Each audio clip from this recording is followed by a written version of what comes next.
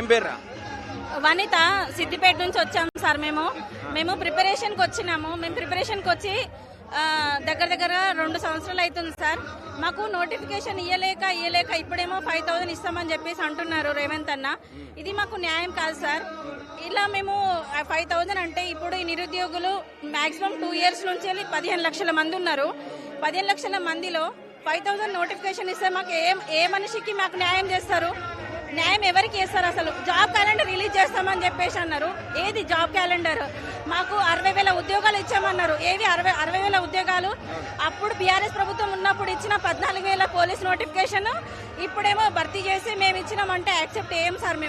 మాకు 5,000 ఎవరికి సరిపోవు. మేము ఇంటికాడ నుంచి వెళ్ళి కష్టపడి పేరెంట్స్ ని అడిగి డబ్బులు ఆయన ఇస్తున్నాడా? ఇవ్వట్లేదు కదా. 2 సంవత్సరాల నుంచి మాకు దగ్గరగా institute fees, study hall fees, hostel fees, maintenance, ఒక ఆడపిల్లగా కష్టపడి వస్తుంటే మాకు నోటిఫికేషన్ 5,000 ఇస్తే ఎవరికి సరిపోతాయి సార్? ఇది పద్ధతి ఏం కాదు కదా. మేము కష్టపడి పేరెంట్స్ ని ఎదిరించి వస్తున్నామంటే ఒక జాబ్ కొట్టాలి, ఒక ఫ్యామిలీని పోషించాలనే కదా వచ్చేది. మరి ఇప్పుడు మీరు ఇంత బాధపడుతున్నారు, మరి రేవంత్ రెడ్డి ఏమో మిమ్మల్ని అల్లదునికి చచ్చిపోయి అంటున్నారు. అదే సార్, అట్లా అనడం కూడా ఒక బాధాకరమైన విషయమే. ఆ రోజు కూడా మేము అందరూ రణబీరిలో దిగినాము ఇందిరా పార్క్ లో. కానీ ఇది ఇలా అంటారని అనుకోలేదు. ఎవరికైనా యూత్ కి సపోర్ట్ చేస్తాడు అనుకునే వేస్తాం ఎవరైనా. ఇప్పుడు మీరైనా మేమైనా ఎవరైనా ఓటేసేది గెలవాలి, మేము నోటిఫికేషన్ రిలీజ్ చేయాలి, మేము బతకాలి, మా బతుకులు మారాలనే కదా మేము చేసేది. ఇలా చేస్తారని ఎవరికి తెలియదు కదా సార్. ఇప్పుడు ఏమనిపిస్తా ఉంది? ఇప్పుడు గతంలో ఇదే స్టేజ్ నుంచి ఇదే వేదిక మీద ఇక్కడ ఇదే గ్రౌండ్ లో మీరు కూర్చున్నారు, యూత్ డిక్లరేషన్ ప్రకటించినప్పుడు రేవంత్ రెడ్డి గారు ప్రియాంక గాంధీని తీసుకొచ్చి యూత్ డిక్లరేషన్ ప్రకటించి 2 లక్షల ఉద్యోగాలు ఇస్తామని చెప్పి ఇదే వేదిక నుంచి మాట ఇచ్చారు. మళ్ళీ ఇప్పుడు మీరు అప్పుడు వచ్చిన వాళ్ళే మళ్ళీ ఈ వేదిక మీదకి వచ్చి జాబులు ఇవ్వలేదు అని అడగాల్సి వస్తుంది. ఎక్స్పెక్ట్ చేశారా ఇది ఇట్లా జరుగుతుంది? అలా ఎక్స్పెక్ట్ చేయలేదు సార్. మేము ఏమనుకున్నామంటే 19,000 పోస్టులు అని చెప్పి మాకు జాబ్ క్యాలెండర్ రిలీజ్ చేశారు. ఆ జాబ్ క్యాలెండర్ రిలీజ్ చేసింది మాకు కనిపిస్తలేవు సార్. అసలు ఇప్పటి వరకు నోటిఫికేషన్ అనేది రిలీజ్ కాలేదు. ఆ డిఎస్సి కూడా అప్పుడు బీఆర్ఎస్ ప్రభుత్వం ఉన్నప్పుడే ఇప్పుడు రిలీజ్ అయింది. అది ఇప్పుడు నోటిఫికేషన్ మాకు క్లోజ్ చేశారు. మళ్ళీ పోలీస్ కూడా మొన్న 24 నోటిఫికేషన్ మొన్న క్లోజ్ చేశారు.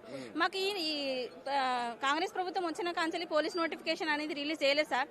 ఫస్ట్ టైం పోలీస్ నోటిఫికేషన్ కి మాకు 5,000 ఇస్తే 15 లక్షల మందికి ఏ విధంగా న్యాయం చేస్తారు సార్? మా సైడ్ నుంచి కూడా ఆలోచించాలి కదా రేవంత్ అన్న. మేము అదే అనుకుంటున్నాం. మాకు నోటిఫికేషన్ 19,000 ఇస్తే మాది మేము చదువుకుంటాం, మా లైఫ్ ని మేము బాగుపరుచుకుంటాం. మేము ఒక పేద కుటుంబం నుంచి వచ్చాం సార్. మా పేరెంట్స్ ఫార్మర్స్. మేము అక్కడి నుంచి వచ్చి మేము ఇంత ఏజ్ పెరిగిపోతుంది, మ్యారేజ్ కాలేదని ఇంట్లో ప్రాబ్లమ్స్ ఫేస్ చేస్తాము.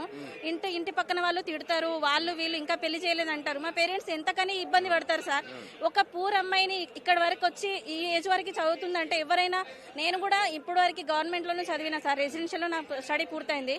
నాలాంటి వాళ్ళు ఆడపిల్లలు ఎంతో మంది కష్టంతో ప్రిపరేషన్ కి వచ్చి ఉన్న వాళ్ళు ఉన్నారు సార్. ప్రతి హాస్టల్ ఫీజు 5,000, 6,000 ఆయనైతే కట్టట్లేదు కదా. ఎవరివైనా మరి ఇంతగానం బాధతోటి బయటకు వచ్చి ధర్నాలు నిరసనలు తెలుపుతుంటే ఇట్లాంటి మీటింగ్ లకు వస్తుంటే మిమ్మల్ని అందరినీ ఏదో పార్టీ అది ఇది పైసలు ఇస్తే వస్తురు ఇలా అని చెప్పి మాట్లాడుతూ ఉన్నారు కదా. ఆయన ఏ విధంగానైనా ఆయన ఈ 19,000 నోటిఫికేషన్ ఇస్తారా, కుర్చీ దిగుతారా అనేది పాయింట్ సార్. ఇప్పుడు మా యువత వల్లనే ఆయన వచ్చిండు. ఇప్పుడు ఈ యువత వల్లనే దిగిపోతాడా లేదంటే నోటిఫికేషన్ రిలీజ్ చేస్తాడా అనేది మేము క్లారిటీ సిద్ధంగా ఉన్నారా? అందరూ సిద్ధంగానే ఉన్నాం సార్. దింపడానికి సిద్ధంగా ఉన్నాం కాబట్టి మేము ఈ పార్టీని ఈ సంగ్రామాన్ని ఏర్పాటు చేసినాము. వచ్చారు సార్ వాళ్ళు కూడా మాకు సపోర్ట్ చేస్తున్నారు. ఎవరైనా మేమెందుకు కోరుకోవాలి ఒక ప్రభుత్వం రద్దు చేయాలని? మాకైతే ఉండదు కదా.